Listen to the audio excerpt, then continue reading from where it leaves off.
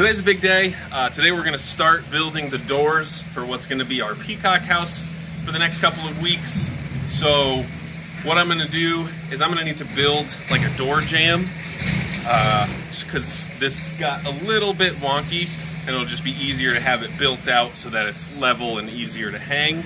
And so what we're going to do is, I believe, so the door is basically going to go up to here, and we're going to have two doors swinging out like this. Swinging out like that? Yeah, swinging out. And so what we're going to do is we're actually going to make them like Dutch doors, because like when Linda first had her baby, but especially when Maple had Felix, it benefited her and Felix big time to be able to separate them into the barn and keep them separate. And you know, when we did that with Linda, we had to come up with this, you know, contraption with the cattle panel and whatever, and that was just not very good. So if we have Dutch doors, then we can open the tops and we can shut the bottoms, and that way we can use it to also segregate any alpacas if we have them in here in the future. So that'll be good. So right now I'm just going to take some measurements and sort of figure out my plan. Basically I'm going to use like 1x6s that we're going to mill for the up and down, and then I'll put a frame around it of either 2x4s, maybe 2x6s at the top and bottom, and then hang it up. Hopefully we can get it done this weekend. Also, I think we're going to put a window on the back wall there, and ideally at least one other window, because we're going to have peacocks shut in here, and so we want to make sure that they have enough airflow and ventilation and also sunlight while they're shut in here. So I'm going to go through and pick out what I think would be a nice window for here and there, and see if we can get it to fit, because these I believe are 24-inch on center studs, so I'm not sure if we have 24-inch windows so that it'll easily fit, but we'll make it work. Let's get started. Yeah, like compress it. Yeah. Got the splash pad set up because it's hot. So this is Petal. That's Lulu, Maggie in the back, Muffin right behind Petal. I think that's Belinda, who just sniffed Muffin's butt. Brownie with the dark colored face. And who's in the very back? Sophie right there. It's funny how much Petal likes the splash pad. I don't like it at all. Look how big Belinda is. This is Connie coming up. That's Cinnamon back there. Jojo, you guys picked Jojo's name. Hi, Lulu. All right, so I just did some measuring, and I don't know if it comes through on camera, but you can sort of see that the bottoms have bowed out a little bit, because there's nothing actually attaching this foot to this foot. So down at the bottom here, it's 118 inches wide, and then up at the top, in between the two cripple studs, it is 114. So there's a 4-inch space difference between the bottom and the top, which means that if I tried to just hang the doors there, matching the same angle, they wouldn't be level. So what I'm going to do is I'm just going to kind of frame out a new door jamb with 2x4s, and then just screw into that with the handles, or with the hinges. So that way we can make it nice and square, and we can also make sure that the jamb is nice and flat, because if you come over here, you can also see that, like especially with this side, so this, you know, it's going in towards the barn where it's not at the top. So you can see it's not a straight line from the top down to the bottom.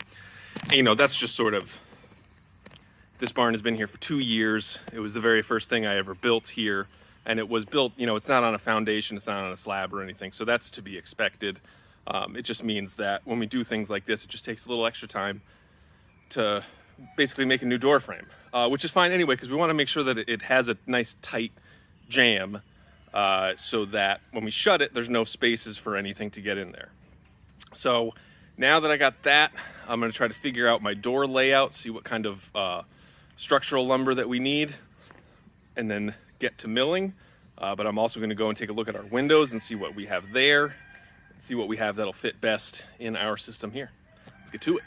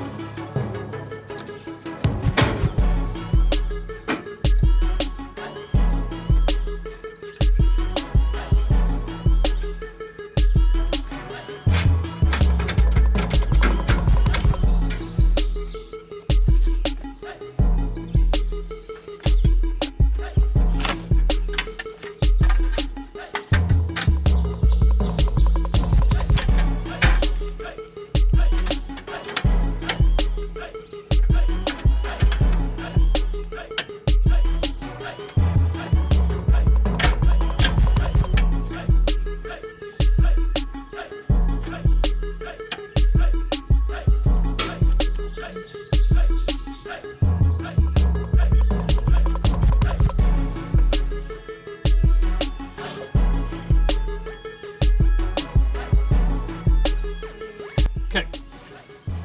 So just for those of you who've never seen the insides of this before, this is what a bandsaw mill looks like.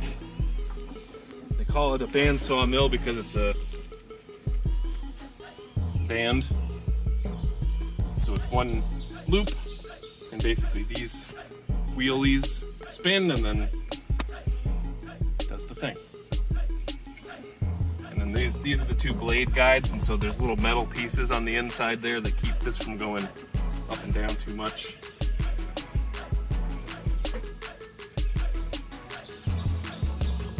So I just put the new blade on. One of the things about bandsaw mills and bandsaws is that you have to get the blade tracking right, which basically just means that the blade is sitting on the same place on both wheels, because you can adjust the way that the wheels are angled.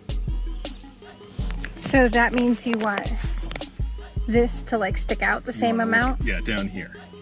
So you look and see how far out the teeth stick. yeah, so they're the same on both sides. Because what happens is, if the blade travels, then it'll pop off. So you want to get it at a spot where it's centered on both wheels. Have you ever had a blade pop off?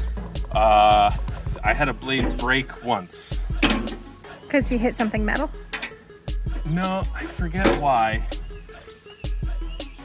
There's usually a reason. Like, random things don't happen for the most part. All right, just make some wood. Let's make some wood.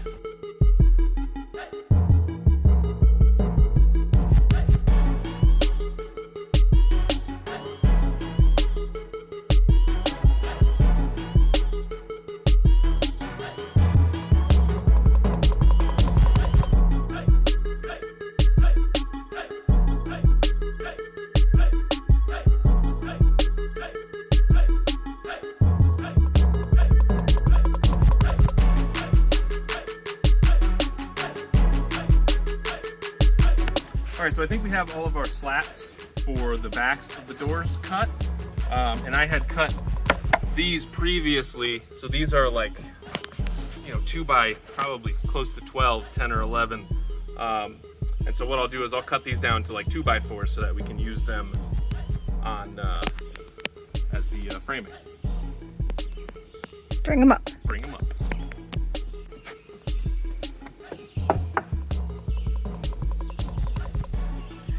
So this is my little measuring block that I put on top of the blade so that I cut as consistently as possible. We're not building anything crazy here, so this is close enough to what we need. And that way I know that all of my cuts are in general as close to this as possible. So making a 2 by 4 makes a 2 by John.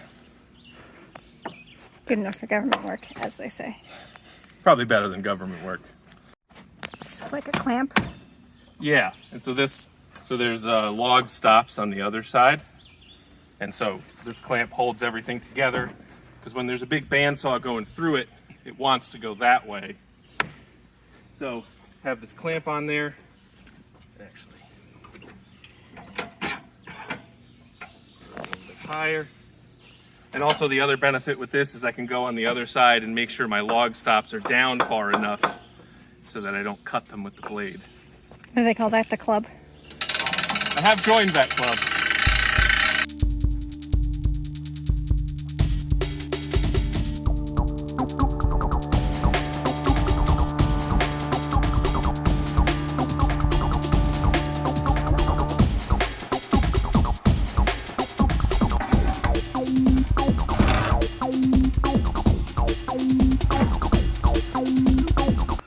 All right, so